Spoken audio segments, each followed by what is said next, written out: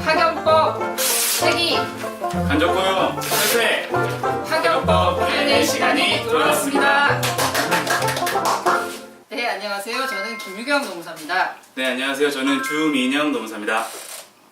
네, 저희가 지난해에 2회 파견노동 포럼에서 그 해결의 노무비를 통해서 인사를 드렸었는데요. 1년 만에 다시 뵙게 됐습니다. 그동안 잘 지내셨나요? 네, 잘 지냈습니다. 네, 올해 3회 포럼에서는 저희가 좀 더 많은 노동자분들에게 파견법에 대한 내용을 설명을 해드리고자 일단 동영상을 촬영하기로 했고요.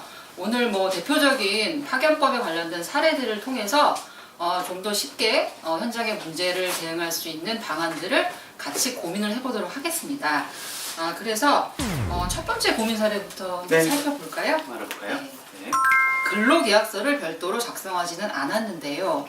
일을 시작하고 나니 5일 이상 일하지 않으면 임금이 나오지 않는다. 지문 인식을 안 하면 하루 임금을 깎는다든지 하는 이야기를 들었습니다. 이런 게 관행이라는데 지켜야만 하는 건가요? 역시 우리 현장에서 가장 문제가 많이 되고 있는 근로계약서 미작성 그리고 임금체불 문제가 나왔네요. 네네. 실제로 많은 현장에서 사용자가 이렇게 계약서를 아예 안 쓰거나 나중에 쓰자라고 미루는 경우가 많잖아요. 네. 근데 이런 경우에 쓰지 않아도 되나요? 우선은 이제 노동자와 사용자가 언제 일을 하고 어떤 일을 하고 언제 출근하고 임금을 얼마를 받을 것인지를 정해놓고 그거를 작성하는 게 근로계약서라는 것인데 네. 근로계약서는 기본적으로 사용자가 작성해야 되는 문서입니다. 따라서 노동자가 근로계약서를 작성하지 않았다고 해서 이게 문제가 되는 것은 아니고 노동자 입장에서 노동력을 제공하고 그 대가로 임금을 지급받는 것으로 얘기를 하고 일을 시작했다면 근로기준법에 적용을 받는 데는 문제가 없습니다. 그리고 근로기준법상의 임금 같은 경우에는 사용자가 전액을 지급하도록 근로기준법에 규정을 하고 있기 때문에 사용자가 관행 등을 이유로 일방적으로 임금을 삭감하는 것은 근로기준법 위반이고 무효입니다. 법은 굉장히 잘 돼 있네요. 그렇죠. 그런데 네. 실제 현장에서는 여기 사례보다도 훨씬 더 황당한 그 현실들이 벌어지고 있거든요. 네네. 그럼 우리가 그럴 때는 어떻게 대응할 수 있는지 구체적인 방법을 알려주시겠어요? 일단은 뭐 다들 아시는 것처럼 노동청 진정을 제기하는 방식이 가장 빠르게 해결할 수 있는 방식일 수 있습니다. 그런데 이제 공제되는 임금이 굉장히 작고 뭐 2, 3일치, 하루 이틀치의 임금이기 때문에 이런 임금을 받기 위해서 두세 번 노동청에 찾아가서 조사를 받고 사용자와 얼굴을 붉히면서 싸우느니 차라리 이런 걸 포기하는 경우가 많이 있습니다. 그런데 굉장히 중요한 것은 네. 사용자들이 이런 것을 노리고 있다는 것이에요. 그렇죠. 그러니까 귀찮아서 이러한 것을 행사하지 않은 것에 대해서 노리고 조금씩 임금을 공제해 나가고 이것을 고착화시켜 나가는 것이죠. 그렇기 때문에 이것을 사전에 막기 위해서 우리 임금에 손대지 못하게 하기 위해서 강력하게 미지급된 임금을 지급해 달라고 요청을 해야 되는 것이고 더 나아가서 노동청 진정과 고소, 고발을 통해서 사용자가 우리의 임금에 손 못 대도록 사전에 방어하는 것이 굉장히 중요합니다. 네, 이런 방법들을 평소에 좀 잘 숙지를 하고 있어야겠고요. 네. 그래서 참 그동안에 막 우리가 그렇게 해왔다라는 말로 뻔뻔스럽게 이제 체불하는 사장님이 참 많은데 굉장히 많죠. 예, 이런 식으로 대응한다는 꼭 알아두셔야 되겠습니다. 그러면은 다음 고민 사례를 한번 넘어가 보겠습니다. 네. 두 번째 사례입니다. 일하는 곳에서 휴업이 반복되고 있어요. 정규직들은 나가서 청소라도 시키는데 파견들은 그냥 나오지 마 라고 합니다. 지난달 월급이 10만 원도 채 안 되는 수준인데요. 그냥 이렇게 손 놓고 있어야 되는 건가요? 네. 네, 맞아요. 갑자기 아침에 연락 와서 다시 연락할 때까지 나오지 마 라고 일방적으로 홍보하는 경우가 참 그렇죠. 많거든요. 참 많죠. 그런데 문제는 출근하지 않는 날 모두 임금을 공제를 합니다. 네.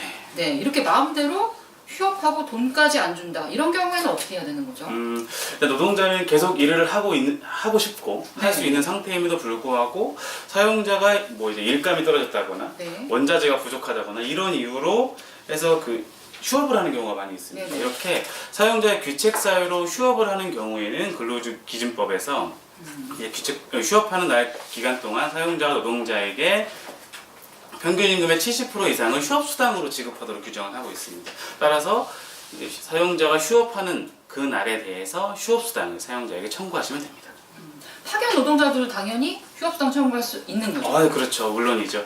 사용자가 직접 고용돼가지고 노동력을 제공하는 직접 고용 노동자뿐만 아니라 파견, 용역, 보급 등 간접 고용 노동자들도 당연하게 이제 휴업수당을 청구할 수 있습니다. 근데 여기서 내가 직접 고용돼 있으면은 그냥 사용자한테 휴업수당 달라라고 하면 되는데 네. 파견 노동자의 경우에는 사용자가 둘이에요. 그래서 맞아요. 이럴 경우에 파견 사업주랑 사용 사업주 중에서 누구한테 휴업수당을 달라고 해야 하는지가 고민이 되거든요. 이게 가장 파견에 있어서의 중대한 문제입니다. 네네. 근로계약서를 체결한 사업주는 파견 사업주인데 실제로 나한테 일을 주고 업무를 지시하고 명령하는 사람들은 사용 사업주인 거예요. 네. 그렇기 때문에 사업주가 두 명이기 때문에 이러한 그 휴업수당이나 임금체불이나 산재가 발생했을 때 누구한테 사용 사업주에게 얘기를 해야 되는 것인지 파견 사업주에게 얘기를 해야 되는 것인지 파견 노동자 한 명의 입장에서는 쉽게 판단할 수 없는 상황에 이르게 되고 결국 본인의 권리 행사를 포기하기에 이르게 됩니다.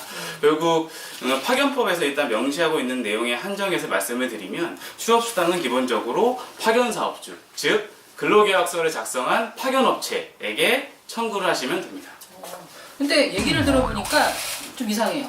네. 왜냐면 일감을 주지 않고 휴업을 하는 거는 사용 사업주인데요. 네. 예, 방금 말씀은 파견 사업주한테 휴업수당을 지급받아야 된다고 하니까 만약에 그 파견 사업주가 아니 내가 휴업한 것도 아닌데 왜 나한테 돈 달래? 배짜라! 이렇게 하고 안 주고 버티면 어떻게 해요? 그럴 수도 있죠.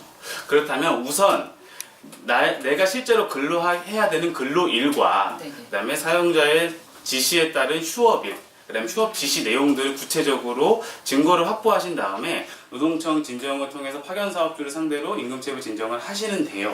그럴 때 여러 사실관계를 확인했을 때 파견 계약에 따른 파견 대금을 사용 사업주가 파견 사업주에게 지급하지 않아서 발생한 이제 그 휴업수당을 지급하지 못한 것이라면 이 경우에는 이제 파견 사업주뿐만 아니라 사용 사업주에게도 양자를 상대로 휴업급 수당을 청구할 수 있습니다. 네, 알겠습니다.